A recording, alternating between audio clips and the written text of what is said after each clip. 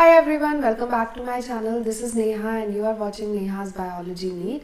और क्लास 11 के हमारे दो चैप्टर्स रह गए हैं जिसमें से एक रेस्पिरेशन इन प्लांट्स है एंड दूसरा प्लांट ग्रोथ एंड डेवलपमेंट है। तो आज हम रेस्पिरेशन पढ़ेंगे, फिर प्लांट ग्रोथ एंड डेवलपमेंट पढ़ के हम 12th स्टार्ट करेंगे। अगर आपको ये वीडियोस पसंद आती हैं तो प्लीज़ इन्हें लाइक, शेयर और मेरे चैनल को सब्सक्राइब ज़रूर किया करो और कमेंट्स भी कर दिया करो ताकि मुझे आइडिया रहे कि आप तक ये वीडियोस पहुंच रही हैं, आपको पसंद आ रही हैं या नहीं। और अगर आपकी कोई स्पेसिफिक रिक्वायरमेंट है तो वो आप कमेंट सेक्शन में मुझे बता सकते हो, ठीक है।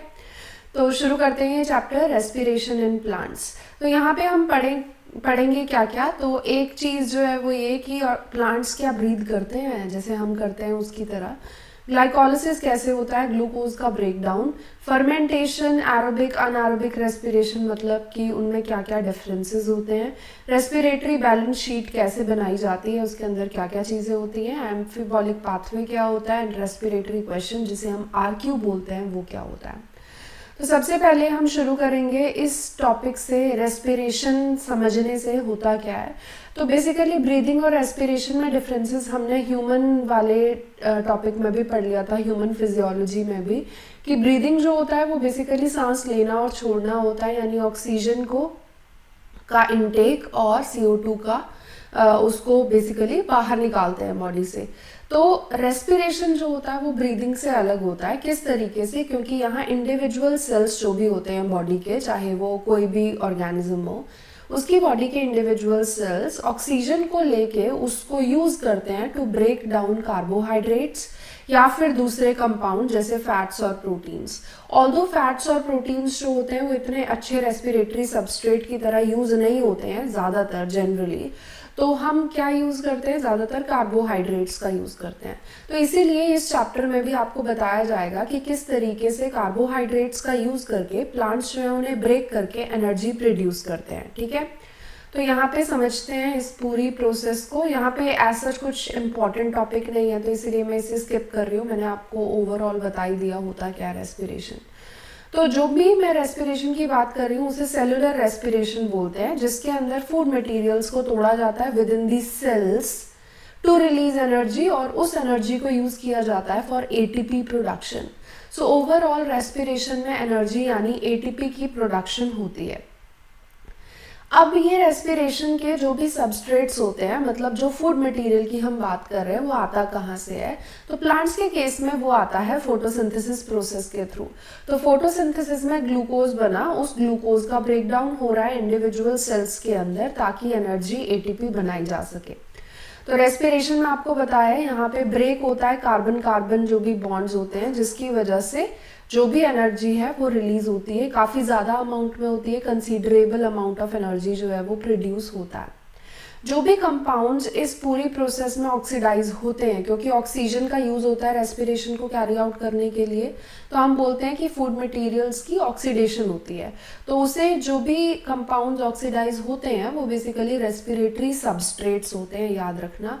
तो वो आपको एक प्रोसेस है जो याद रखनी है, कि मतलब रेस्पिरेशन प्रोसेस में एक इम्पॉर्टेंट टॉपिक है जो याद रखना है।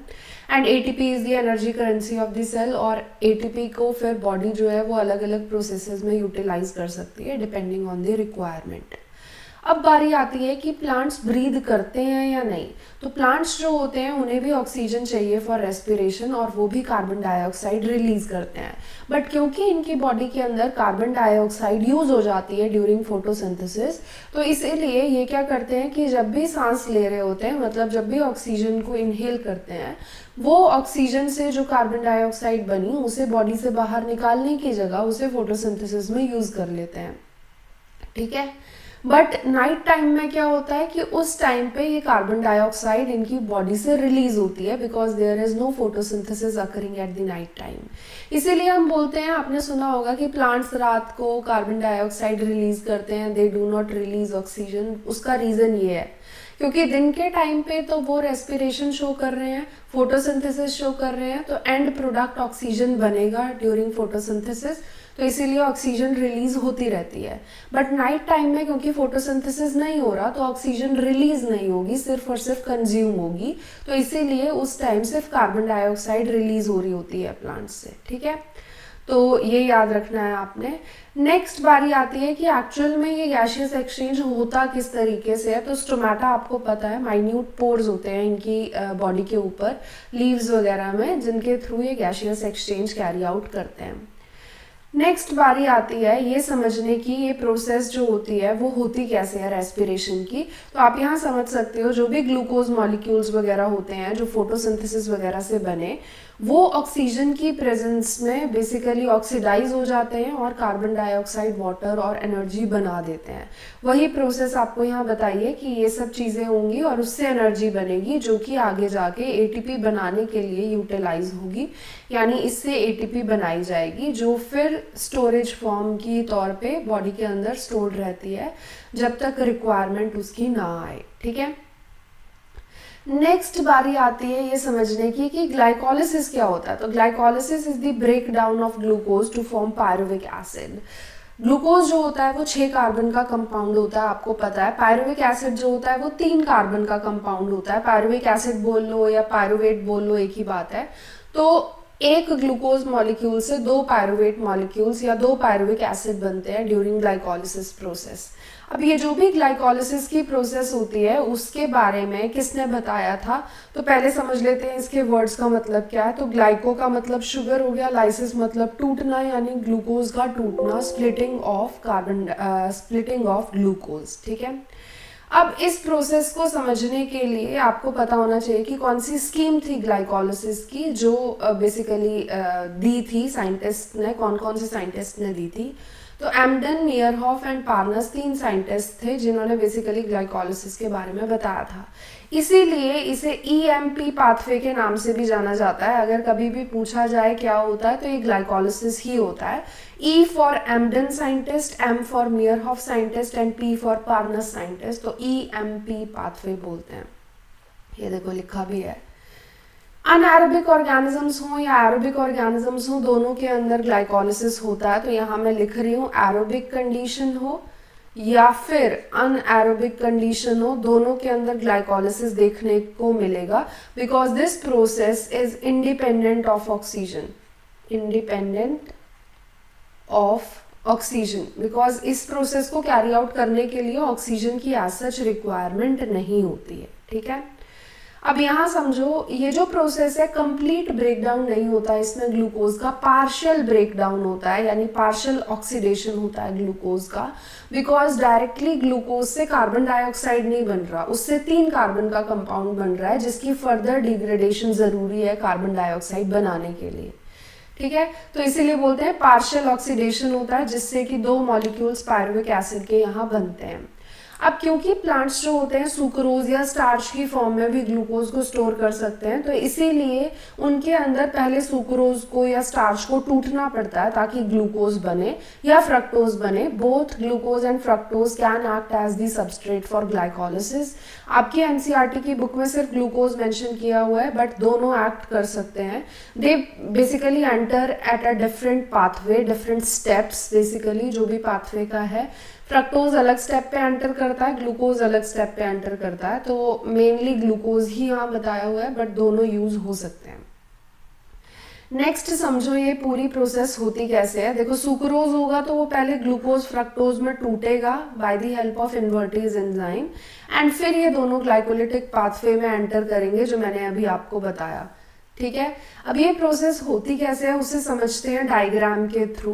तो आप समझ सकते हो ग्लूकोज सबसे पहले आपके पास है, इस पे फॉस्फोराइलेशन होती है जिससे फिर बनता है ग्लूकोज 6 फॉस्फेट, यानी ग्लूकोज के 6th कार्बन के ऊपर फॉस्फेट अटैच हो जाता है। और ये फॉस्फेट आता कहाँ से, एटीपी मॉलिक्यूल के थ्रू। एटीपी अपना फॉस्फेट डोनेट कर देता है। नेक्स्ट स्टेप जो होता है वो होता है आइसोमेराइजेशन का। बेसिकली ग्लूकोज 6 फॉस्फेट से फ्रक्टोज 6 फॉस्फेट बन जाता है। आइसोमरेज नाम का एंजाइम यहाँ पे रिक्वायर्ड होता है। यहाँ पे आई डोंट थिंक यहाँ पे एंजाइम्स के नाम लिखे हुए हैं, तो ये मैं यहाँ मेंशन कर देती हूँ ताकि आपको समझना इजी हो जाए। तो हेक्सोकाइनेज नाम का एंजाइम होता है जो फर्स्ट स्टेप करेगा। सेकेंड स्टेप जो होता है वो आइसोमरेज नाम का एंजाइम करता है। ठीक है, तो उससे फ्रक्टोज 6 फॉस्फेट बनता है, ये भी 6 कार्बन का ही होता है। उसके बाद फिर बनता है फ्रक्टोज 1,6 बिस फॉस्फेट, जो कि जिसे बनाने के लिए एक और फॉस्फेट चाहिए होता है, यानी एक और एटीपी चाहिए होता है। तो बेसिकली 2 एटीपी अभी तक यूटिलाइज हो चुके हैं, ठीक है। नेक्स्ट बारी आती है इस प्रोसेस की, जो कि है इसका फ्रक्टोज 1,6 बिस फॉस्फेट का ट्राइओस फॉस्फेट में यानी glyceraldehyde 3 phosphate and dihydroxy acetone phosphate में कन्वर्ट होना। यानी फ्रक्टोज 1,6 बिस फॉस्फेट जो होता है वो ग्लिसरल्डिहाइड 3 फॉस्फेट बना देता है, ये जो कि 3 कार्बन का कंपाउंड है। क्योंकि ये 3 कार्बन का है बट ये 6 कार्बन का था, तो इसीलिए यहाँ पे 2 कंपाउंड्स हैं जो बनते हैं 3-3 कार्बन के। एक DHAP जिसे डाईहाइड्रोक्सी एसीटोन फॉस्फेट बोलते हैं, और एक जिसे ग्लिसरल्डिहाइड 3 फॉस्फेट यानी G3P बोलते हैं।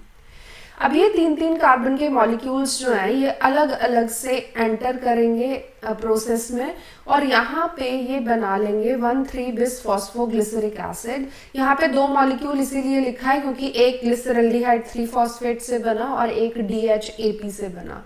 एक्चुअल में यहाँ एरोज नहीं बनाए थे, इसीलिए मैंने आपको बना के दिखाए हैं ताकि आपको क्लियर हो कि कहाँ से क्या चीज़ आ रही है। इस प्रोसेस के दौरान NADH बनता है। एक पॉइंट यहाँ पे बहुत ज़्यादा इम्पॉर्टेंट है, वो ये कि जब भी हम NADPH की बात करते हैं या NADPH2 की बात करते हैं, ये फोटोसिंथेसिस में बनता है या फिर फोटोसिंथेसिस के अंदर यूज होता है, ठीक है। लेकिन अगर आप NADH की बात करोगे या NADH2 की बात करोगे तो ये रेस्पिरेशन में यूज होता है या रेस्पिरेशन में कंज्यूम होता है, ठीक है। इतना याद रखना कि अलग अलग स्टेप्स पे कंज्यूम या रिलीज होता है। कैसे याद रखोगे? P से। P वाली चीज जो है वो फोटोसिंथेसिस के लिए आप समझ सकते हो, तो NADPH है तो वो फोटोसिंथेसिस में है, जिसमें P नहीं होगा वो रेस्पिरेशन के लिए, ठीक। नेक्स्ट चीज जान लेते हैं। अब ये 1,3 बिस फॉस्फोग्लिसरिक एसिड से 3 फॉस्फोग्लिसरिक एसिड बनता है, 2 मॉलिक्यूल्स अगेन, क्योंकि दोनों से एक एक आए थे। और फिर इस प्रोसेस में ATP बनता है, यहाँ पे ATP बन रहा है, ठीक है। तो इसे 1 लिख रही हूँ मैं, ये बन रहा है, सिंथेसाइज हो रहा है, क्योंकि यहाँ पे 2 फॉस्फेट थे 1 और 3 पोजीशन पे, अब सिर्फ 3 पे रह गया, यानी 1 पोजीशन वाला फॉस्फेट चला गया फॉर ATP प्रोडक्शन। नेक्स्ट जो चीज बनेगी वो है 2 फॉस्फोग्लिसरिक एसिड या 2 फॉस्फोग्लिसरेट। ये जो होते हैं ये भी 2 मॉलिक्यूल्स बनते हैं, और ये जो कंपाउंड यहाँ होता है ये भी अगेन 3 कार्बन का कंपाउंड है, जो नेक्स्ट स्टेप पे फॉस्फोइनॉल पायरुवेट यानी PEP बनाने के लिए यूज होगा। और ये PEP वही वाला है जो फोटोसिंथेसिस में यूज हो रहा था, जो फर्स्ट कार्बन डाइऑक्साइड फिक्सेशन का जो एक्सेप्टर है, कार्बन का acceptor in the case of C4 plants, वो वाला है ये PEP। और फिर पायरुवेट बनता है या पायरुविक एसिड बनता है, 3 कार्बन के मॉलिक्यूल्स 2 बनते हैं। तो ओवरऑल इस पूरी ग्लाइकोलिसिस की प्रोसेस में एक 6 कार्बन के ग्लूकोज से 2-3 कार्बन के पायरुविक एसिड बन रहे हैं। ये प्रोसेस यहाँ तक चलती है, तो इसे ग्लाइकोलिसिस बोलते हैं। यही सारी चीज आपको यहाँ पे भी बताई हुई है साइड में जो लिखा हुआ है उस सब के अंदर। बट एक चीज जो आपको जाननी है वो ये कि ओवरऑल एक ग्लूकोज से 2 पायरुविक एसिड बनाने के लिए 2 ATP जो है वो यूज हुए थे, और 2 ATP जो है वो बने थे। बेसिकली 4 ATP मॉलिक्यूल्स बनते हैं। ये देखो, इसे 2 लिख लेते हैं। 4 कैसे बोल रही हूँ? 2 तो यूज हो गए थे, ये यूज हुआ, ये भी यूज हुआ, बट यहाँ पे जो है बने हैं, और क्योंकि 2 मॉलिक्यूल थे तो एक से एक बना होगा, तो ओवरऑल 2 ATP जो है वो यहाँ पे इन स्टेप्स पे बनते हैं। इसकी सिंथेसिस हो रही है। सिमिलरली यहाँ पे भी 2 ATP मॉलिक्यूल्स की सिंथेसिस हो रही है। सो ओवरऑल ग्लाइकोलिसिस प्रोसेस के अंदर क्या होता है, 4 ATP मॉलिक्यूल्स की सिंथेसिस हुई। ये साइड में लिखना ना बहुत ज़्यादा इंपॉर्टेंट है, क्योंकि बाद में आपके पास पूरी NCERT पढ़ने का टाइम नहीं होता है, ठीक है। आपके पास सिर्फ और सिर्फ क्या होता है, साइड पे जो लिखी हुई चीज़ें होती हैं इन्हें पढ़ने का टाइम होता है, तो इसीलिए ये सारी चीज़ें इंपॉर्टेंट होती हैं। और 2 ATP मॉलिक्यूल जो होते हैं वो यूज़ हो जाते हैं। तो ओवरऑल नेट ATP प्रोडक्शन जो ग्लाइकोलिसिस में होती है वो होती है 4-2 यानी 2। तो 2 ATP मॉलिक्यूल्स जो होते हैं वो यहाँ पे सिंथेसाइज होते हैं ओवरऑल इस पूरी प्रोसेस के अंदर, ठीक है, यहाँ पे लिखा भी है कितने बने कितने नहीं, तो वो मैंने आपको बता दिया। नेट प्रोडक्शन 2 की होती है, बाकी तो यूज़ हो जाते हैं। और यही प्रोसेस आपको यहाँ समझाई हुई है, तो अगर आपको जो मैंने समझाया वो समझ ना आया हो तो यहाँ पे जो लिखा है वो आप समझ सकते हो। टोटल 10 रिएक्शंस होते हैं जो ग्लाइकोलिसिस के अंदर होते हैं। एंड याद रखना, ग्लाइकोलिसिस की प्रोसेस जो होती है वो साइटोप्लाज्म में होती है सेल के, और साइटोप्लाज्म क्योंकि प्रोकैरियोट्स यूकैरियोट्स दोनों में होता है, इसीलिए दोनों के अंदर ये प्रोसेस होती है। और क्या जान सकते हो यहाँ पे, जो एडिशनल पॉइंट यहाँ पे लिखा हो और मैंने मेंशन ना किया हो, तो ये सब मैंने ऑलरेडी मेंशन कर दिया है जो यहाँ पे लिखा है। Yes, that's it. तो pyruvic acid is the key product of glycolysis. अब पायरुवेट का फेट क्या होगा, पायरुवेट कहाँ कहाँ जाएगा, वो चीज़ जो होती है उससे रिलेटेड है एरोबिक रेस्पिरेशन या अनएरोबिक रेस्पिरेशन। क्योंकि अभी मैंने बोला आपको ग्लाइकोलिसिस एरोबिक ऑर्गेनिजम्स हो या अनएरोबिक हो, दोनों के अंदर होते हैं।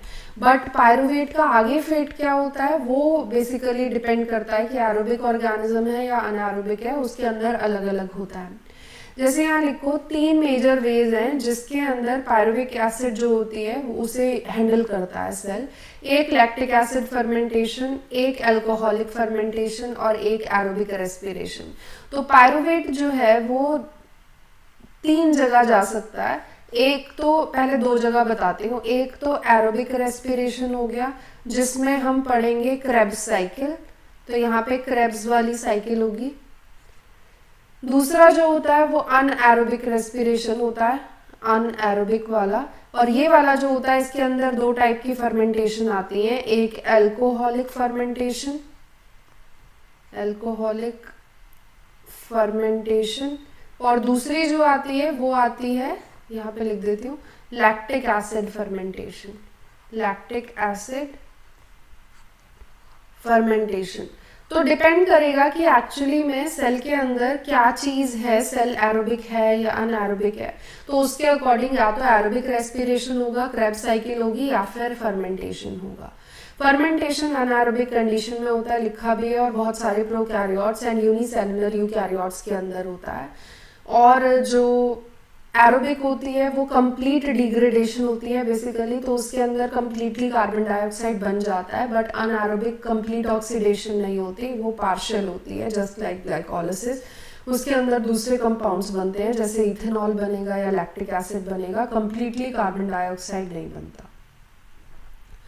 तो पहले हम फर्मेंटेशन समझते हैं। जैसे ईस्ट के अंदर होता है इनकम्प्लीट ऑक्सीडेशन ऑफ ग्लूकोज, तो इनकम्प्लीट होता है, और इसके अंदर अगर अल्कोहलिक फर्मेंटेशन है तो CO2 एंड इथेनॉल बनेगा। कंप्लीटली CO2 नहीं बनता, जैसे एरोबिक रेस्पिरेशन में होता है ना कि कंप्लीटली CO2 वाटर एनर्जी बन गया, वैसे नहीं होता, एक बाय प्रोडक्ट इथेनॉल भी बन जाता है।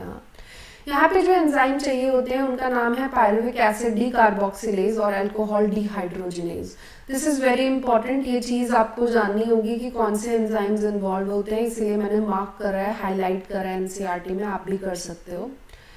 कुछ ऑर्गेनिजम्स के अंदर ये नहीं होता, उनके अंदर लैक्टिक एसिड बनता है, वो आपको बताया है। जैसे एनिमल सेल्स के अंदर हमारी मसल्स में जब भी हम बहुत ज़्यादा एक्सरसाइज करते हैं तो हमारी बॉडी के अंदर उतनी ऑक्सीजन नहीं होती जितनी हमें चाहिए उस पर्टिकुलर टाइम में, जिसकी वजह से सारे सेल्स जो होते हैं उन्हें बेसिकली क्या करना पड़ता है, उनमें से कुछ सेल्स को अनएरोबिकली रेस्पायर करना पड़ता है, यानी उन्हें पायरुवेट से लैक्टिक एसिड बनाना पड़ता है। ठीक है, इसीलिए लैक्टिक एसिड की प्रोडक्शन की वजह से ही हमारी मसल्स वगैरह में क्रैम्प्स होते हैं, हमें दर्द होती है एक्सरसाइज करने के बाद, उसका रीज़न ये है। तो प्रॉपर ऑक्सीजन नहीं पहुंचती। जब आप एक्सरसाइज करते हो आप बहुत ज़ोर ज़ोर से सांस लेते हो, बट वो लेने के बावजूद भी इतना इनफ ऑक्सीजन नहीं होता कि हर एक सेल तक ऑक्सीजन पहुंच सके। इसीलिए जिन मसल्स को आपने ज़्यादा यूज़ किया उन मसल्स के सेल्स को अनएरोबिकली रेस्पायर करके लैक्टिक एसिड बनाना पड़ता है, क्योंकि उन्हें एनर्जी तो चाहिए ना। अब एनर्जी या तो एरोबिक से लेंगे वो या अनएरोबिक से लेंगे। अब एरोबिक होता तो ज़्यादा अच्छा होता, ज़्यादा एनर्जी बनती, बट वैसा नहीं है, ऑक्सीजन उनके पास ज़्यादा नहीं पहुंच रही, इसीलिए वो अनएरोबिकली रेस्पायर करके लैक्टिक एसिड बना के थोड़ी सी एनर्जी बना लेते हैं ताकि थोड़ा सा तो काम उनका चल सके। इसीलिए जो भी मसल्स हम एक्सरसाइज के दौरान ज़्यादा यूज़ करते हैं उनके अंदर ज़्यादा लैक्टिक एसिड बनता है और उनके अंदर ज़्यादा दर्द होती है जब आप एक्सरसाइज कर लेते हो उसके बाद। ठीक है, अगले दिन आपको देखने को मिलता है। इस पूरी प्रोसेस के दौरान जो होता है आपके पास ये चीज़ अभी हमने डिस्कस करी थी, NADH जो होता है वो बना था ड्यूरिंग ग्लाइकोलिसिस, यहाँ पे NADH यूज होता है। तो NADH is getting utilised during fermentation. जैसे बताया पायरुविक एसिड जो होता है या तो NADH का यूज करके लैक्टिक एसिड बनाता है या NADH का यूज करके इथेनॉल एंड कार्बन डाइऑक्साइड बनाता है। ठीक है, याद रखना कोई भी फर्मेंटेशन हो एनर्जी इतनी ज़्यादा नहीं होती है, and this is what is important here. ये क्वेश्चन पूछा जाता है, less than 7% of the energy in glucose is released, मतलब 7% से भी कम एनर्जी जो ग्लूकोज के अंदर थी वो बेसिकली रिलीज होती है इन फर्मेंटेशन। तो बहुत कम अमाउंट है, बिल्कुल 100% तो है ही नहीं। और इन प्रोसेसेस के दौरान या तो एसिड बनता है या अल्कोहल बनता है जो कि हार्मफुल भी हो सकते हैं बॉडी के लिए, इसीलिए क्रैम्प्स होते हैं। तो वो आपको बताया हुआ है। ओवरऑल अगर आप यहाँ पे बात करो तो ये वाली क्वेश्चन, ये वाला जो चीज़ बताई है ये भी इम्पॉर्टेंट है यहाँ। यीस्ट जो होता है वो कभी कभी अपने आप को पॉइजन भी कर लेता है when the concentration of alcohol reaches about 13%। ये वैल्यूज याद रखना है, एनसीईआरटी में जो लिखी होती हैं इनसे क्वेश्चंस डायरेक्ट आते हैं।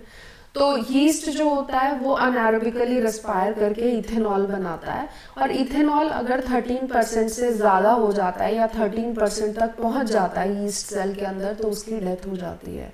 अब क्योंकि उसे रेस्पायर करके एनर्जी बनानी है, वो एरोबिकली रेस्पायर नहीं कर सकता है, इसीलिए उसे अल्कोहल बनाना ही पड़ता है और उसकी अल्टीमेटली डेथ हो जाती है इसी वजह से।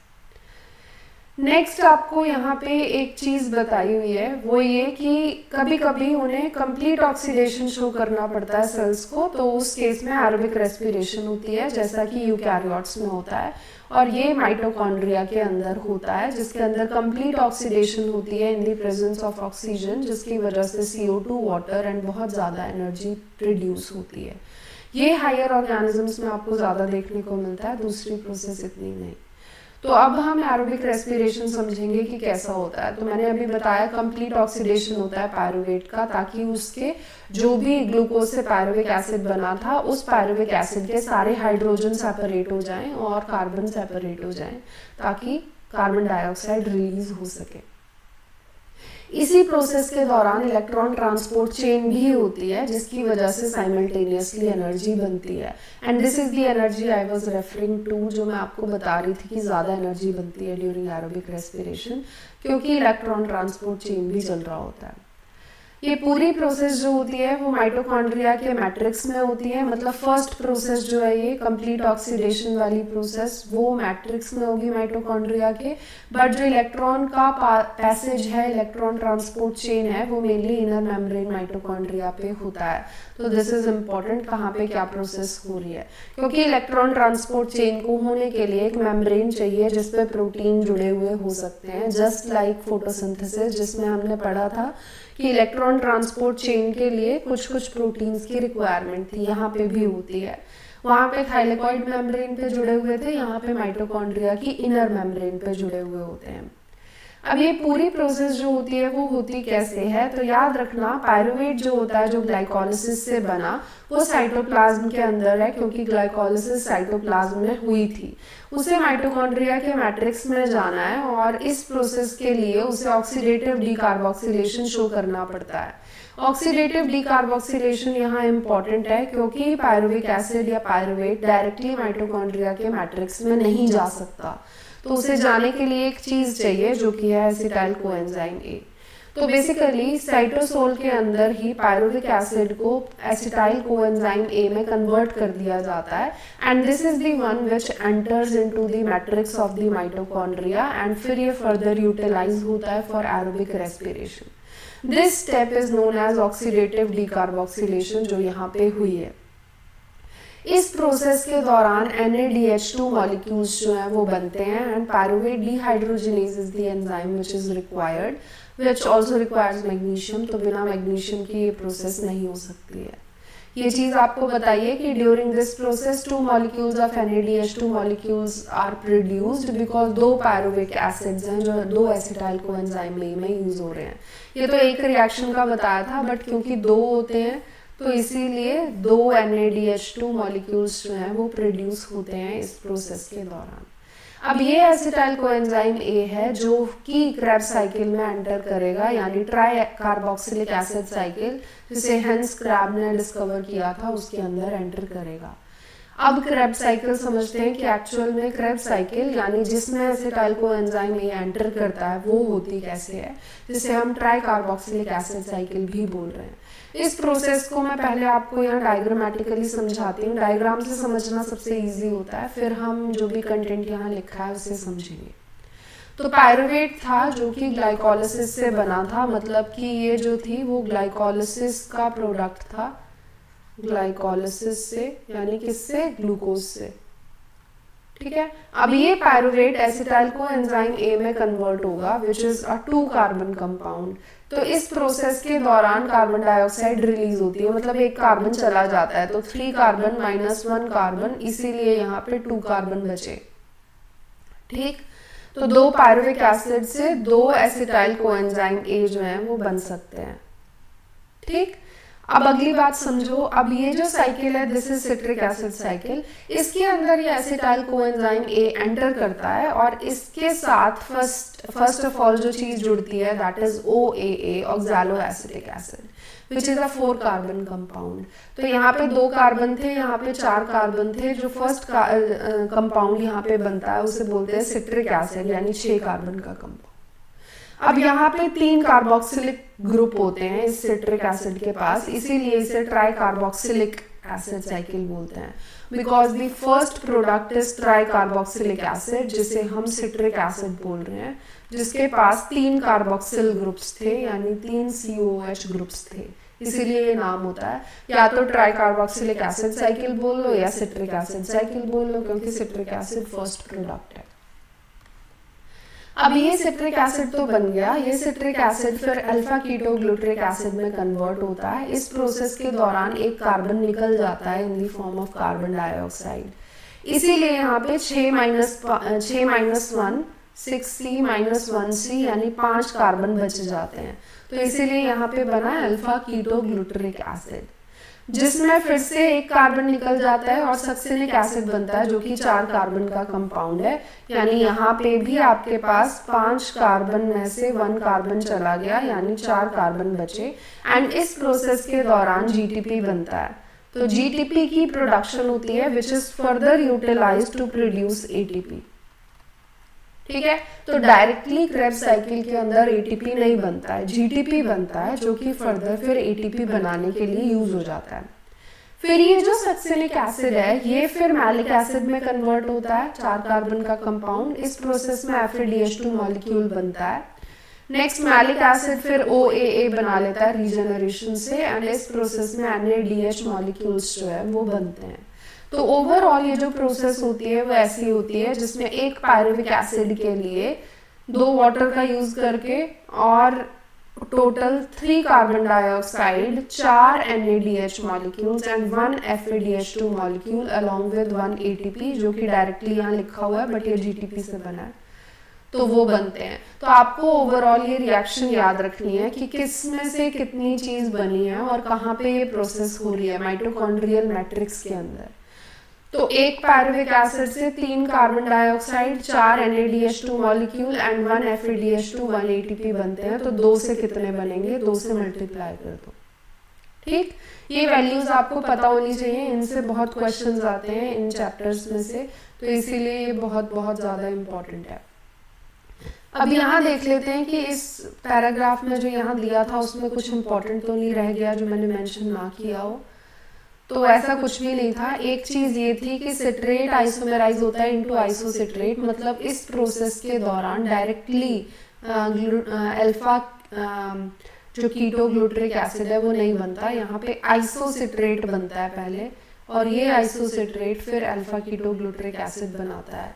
ये चीज जो थी वहाँ पे यहाँ डायग्राम में मेंशन नहीं थी, तो ये एडिशनल पॉइंट है जो मैंने यहाँ बताया आपको। नेक्स्ट हाँ, ये वाला पॉइंट भी कि GTP की सिंथेसिस जो होती है वो सबस्ट्रेट लेवल फॉस्फोराइलेशन कंसीडर होती है। जहाँ जहाँ पे ATP बनेगा, जहाँ जहाँ पे GTP बनेगा, वो सबस्ट्रेट लेवल फॉस्फोराइलेशन से ही बनते हैं। वेदर इट इज ग्लाइकोलिसिस और क्रेब्स साइकिल। याद रखना, ग्लाइकोलिसिस में भी जो एटीपी बने थे सबस्ट्रेट लेवल फॉस्फोराइलेशन से बने थे। क्वेश्चन आता है कि सबस्ट्रेट लेवल फॉस्फोराइलेशन से कितने एटीपी बने इन दिस प्रोसेस या दिस प्रोसेस, तो आपको पता होनी चाहिए, और कौन से स्टेप पे बने ये भी आपको याद रखना है। तो this is about Krebs cycle जो मैंने आपको बताया। Yes, that's it. Then let's understand the electron transport system और ऑक्सीडेटिव फॉस्फोराइलेशन। मैंने बताया था ना, photophosphorylation in photosynthesis and oxidative phosphorylation in respiration. अब इसे समझते हैं। तो ये जो इलेक्ट्रॉन ट्रांसपोर्ट सिस्टम होता है, इसमें इलेक्ट्रॉन एक कैरियर से दूसरे कैरियर के पास जाता है, एंड ये पूरा सिस्टम की जो भी प्रोटीन्स होते हैं वो माइटोकॉन्ड्रिया की इनर मेम्ब्रेन के साथ एसोसिएटेड होते हैं। इस प्रोसेस के दौरान किस तरीके से ये सारी चीज हो रही है, तो मैं इसे थोड़ा सा छोटा कर लेती हूँ ताकि आप सारी चीजें समझ सको। देखो, माइटोकॉन्ड्रिया की इनर मेम्ब्रेन यहाँ पे बनाई हुई है। ये माइटोकॉन्ड्रिया का मैट्रिक्स है, ये इंटर मेम्ब्रेन स्पेस है, यानी यहाँ पे आपके पास आउटर मेम्ब्रेन होगी माइटोकॉन्ड्रिया की, आउटर मेम्ब्रेन। ठीक है, जब तक आपने अपनी एनसीईआरटी में ऐसी चीजें करके बहुत कलरफुल पेन से ऐसा कुछ नहीं कर दिया, मतलब आपने पढ़ी नहीं है एनसीईआरटी। एनसीईआरटी पढ़ना बहुत इंपॉर्टेंट है, क्योंकि सारी चीजें एनसीईआरटी में गिवन होती हैं। जैसे मैंने आपको बताया, आपके एग्जाम से मोस्टली चीजें जो होती है ना वो एनसीईआरटी से ही आती हैं, तो इसे पढ़ लोगे तो बहुत अच्छा रहेगा आपके लिए। तो वी हैव 5 कॉम्प्लेक्सेस। कॉम्प्लेक्स 1 जिसे NADH डिहाइड्रोजिनेज बोलते हैं, कॉम्प्लेक्स 3 जिसे साइटोक्रोम B7 बोलते हैं, कॉम्प्लेक्स 2 जिसे सक्सिनेट डिहाइड्रोजिनेज बोलते हैं, कॉम्प्लेक्स 4 जिसे साइटोक्रोम C ऑक्सीडेज बोलते हैं, एंड कॉम्प्लेक्स 5 जिसे हम ATP सिंथेज बोलते हैं। तो 5 कॉम्प्लेक्सेस होते हैं यहाँ। अब एक एक करके सारे कॉम्प्लेक्सेस को बड़ा करके देखते हैं। मैं थोड़ा सा छोटा करके इतना समझाती हूँ आपको। तो देखो, मोटी मोटी चीजें पहले जान लेते हैं। तो कॉम्प्लेक्स 1 में NADH मॉलिक्यूल एंटर करेगा। कॉम्प्लेक्स 2 जो होता है, इस कॉम्प्लेक्स 2 में आपके पास सक्सिनेट एंटर करता है, बेसिकली FADH2 मॉलिक्यूल एंटर करते हैं। तो यहाँ पे FADH2 मॉलिक्यूल्स की एंट्री होती है। तो आप समझ गए, NADH2 FADH2 बने थे ड्यूरिंग क्रेब्स साइकिल, अब वो यूज होंगे। ग्लाइकोलिसिस में भी बने थे, तो उनका यूजेज होगा इलेक्ट्रॉन ट्रांसपोर्ट सिस्टम में, ताकि एनर्जी उनसे बनाई जा सके। तो डायरेक्टली एटीपी तो बनते ही हैं रेस्पिरेशन में, साथ साथ में इन प्रोडक्ट से भी एटीपी बनाए जाते हैं, तो वो याद रखना है। नेक्स्ट जो चीज याद रखनी है, NADH2 मॉलिक्यूल हो या FADH2 मॉलिक्यूल हो, दोनों अपने इलेक्ट्रॉन्स को भेजते हैं टू कॉम्प्लेक्स 3।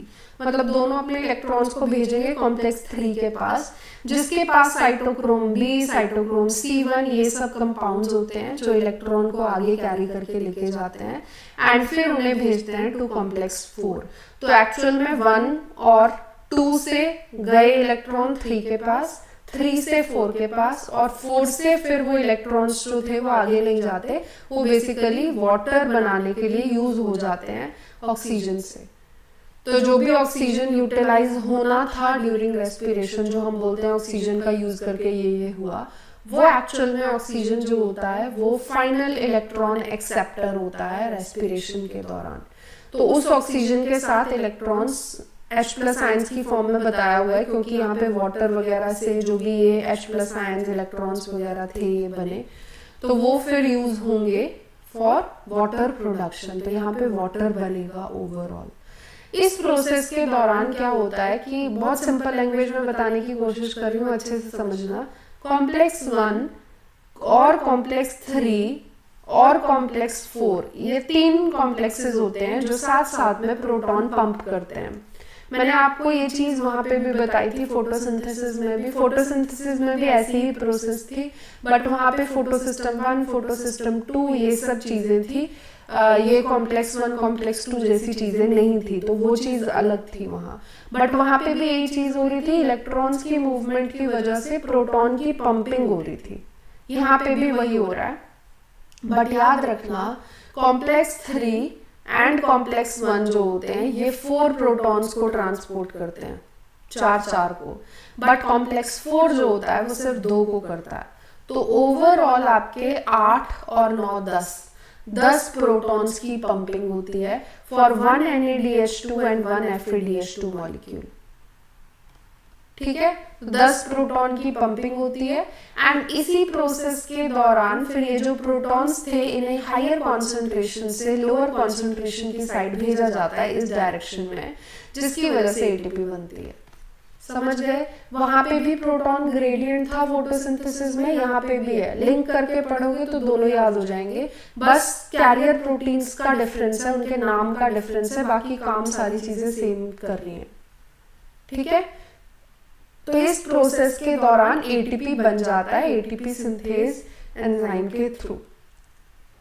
इसके पास भी F0 F1 पार्टिकल्स हैं जो इलेक्ट्रॉन्स को प्रोटॉन्स को पंप करेंगे ताकि एटीपी जनरेट हो सके। तो यही चीज थी इलेक्ट्रॉन ट्रांसपोर्ट सिस्टम, जिसे बहुत ज्यादा बढ़ा चढ़ा के बहुत सारे टीचर्स बोलते हैं ये ऐसे हो गया वैसे हो गया। सिंपल लैंग्वेज में समझो, जब बेसिक क्लियर हो गया ना तब हाई लेवल की साइड मूव करो, तब आप समझ पाओगे कि कौन से कैरियर्स हैं। जैसे यहाँ पे ये कैरियर्स जो मेंशन किए हुए हैं ना, आयरन कंटेनिंग, यूबिक्विनॉन, ये सब चीजें तब आपको समझ आएंगी जब एक्चुअल में आपको पूरी प्रोसेस का बेसिक आइडिया होगा। तो बेसिक पे फोकस किया करो, हम बेसिक ही भूल जाते हैं। बेसिक ही क्लियर नहीं होगा तो नीट का एग्जाम गया आपका, फिर नहीं क्लियर होगा। बेसिक्स क्लियर कर लो, फिर उसके ऊपर जितना मर्जी बिल्डअप करना है वो कर सकते हो। तो ये हो गया। कॉम्प्लेक्स 4 के पास यहाँ बताया हुआ है आपको, इसके पास 2 कॉपर सेंटर होते हैं, तो कॉपर की बहुत ज़रूरत होती है इलेक्ट्रॉन ट्रांसपोर्ट चेन में। और ये भी आपको बताना है कि ऑक्सीडेशन एक NADH मॉलिक्यूल का 3 ATP बनाता है और एक FADH2 का 2 ATP बनाता है। तो इसे समझ लेना, इसे साइड में लिख लेना।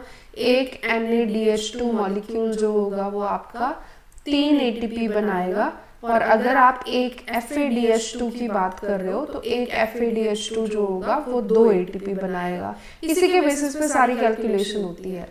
तो हमने ये चीज पढ़ ली कि किस स्टेप में कितने NADH2 मॉलिक्यूल्स, कितने FADH2 मॉलिक्यूल्स, कितने ATP मॉलिक्यूल्स, GTP मॉलिक्यूल्स बन रहे हैं।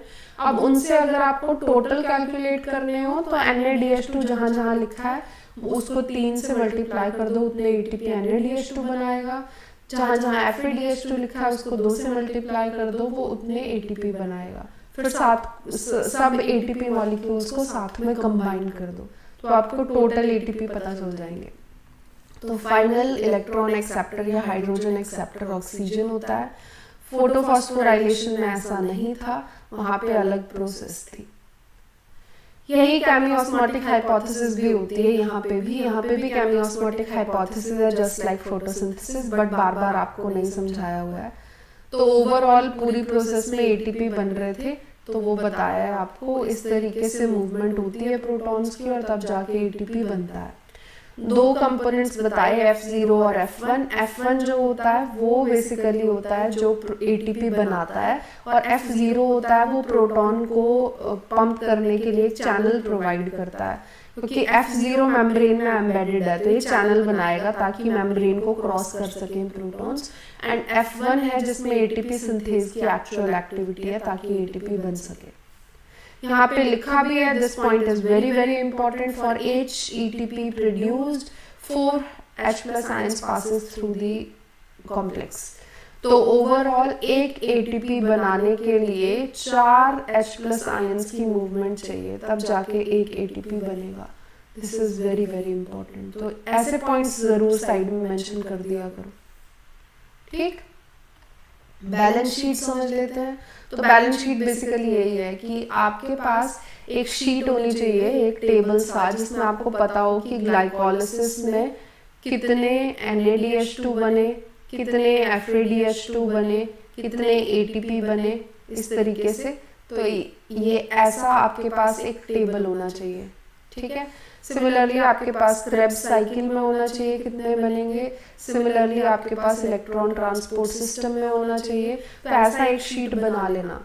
ठीक है, बहुत सारी जगह आपको ये इन्फॉर्मेशन मिलेगी कि कैसे बनाते हैं, क्या किसमें क्या वैल्यू आएगी, बट मैं आपको बोलूँगी NCERT रेफर करके बनाना, काउंट करके बनाना कि कहाँ पे कितने बन रहे थे।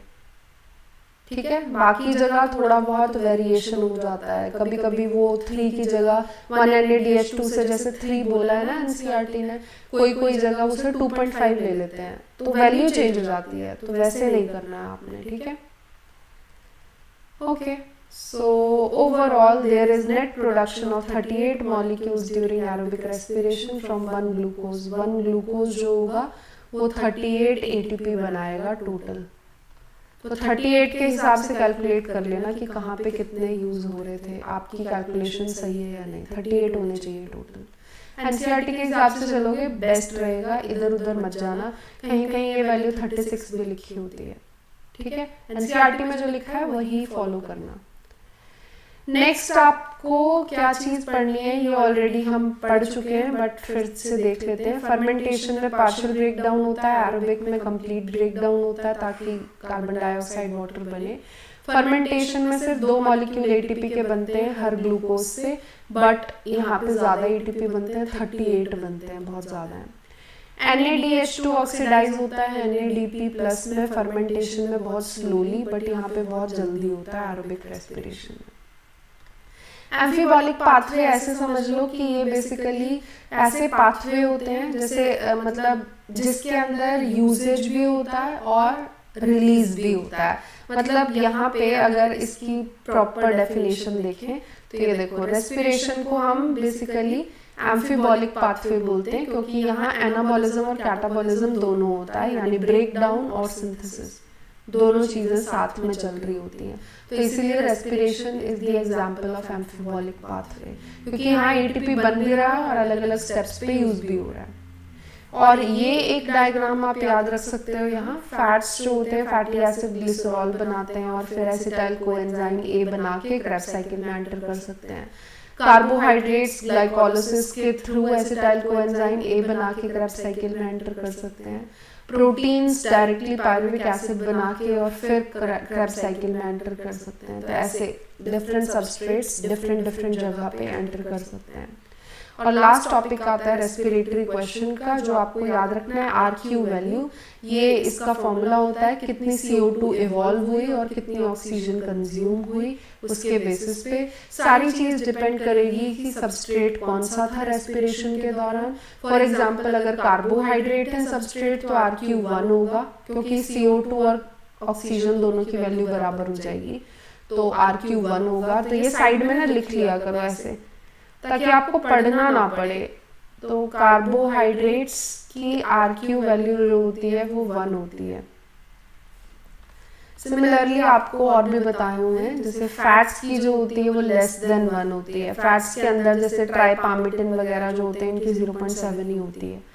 तो अगर ट्राइपामिटिन का स्पेसिफिकली पूछेंगे तो आप लिख सकते हो कि इसकी RQ वैल्यू जो होती है वो 0.7 होती है। बट अगर आपसे ओवरऑल फैट्स का पूछेंगे तो कितनी है, लेस देन 1, ठीक है। यहाँ RQ बताया मैंने। और प्रोटीन्स की जो होती है वो 0.9 के आसपास होती है। तो प्रोटीन्स की RQ वैल्यू इस तरीके से साइड में लिख सकते हो, 0.9 के बराबर होती है। प्योर प्रोटीन और प्योर फैट डायरेक्टली सबस्ट्रेट की तरह यूज नहीं होता है, तो बहुत ज़्यादा इमरजेंसी हो सेल की कि अब कुछ नहीं हो सकता, कार्बोहाइड्रेट्स इतने नहीं है, तब इन्हें यूज किया जाता है, वरना नहीं। तो आई होप कि रेस्पिरेशन इन प्लांट्स आपको समझ आ गया हो। कोई भी डाउट हो तो कमेंट सेक्शन में ज़रूर बताना और कमेंट्स ज़रूर किया करो, ठीक है। मिलते हैं नेक्स्ट वीडियो के साथ, नेक्स्ट चैप्टर के साथ। Till then bye bye.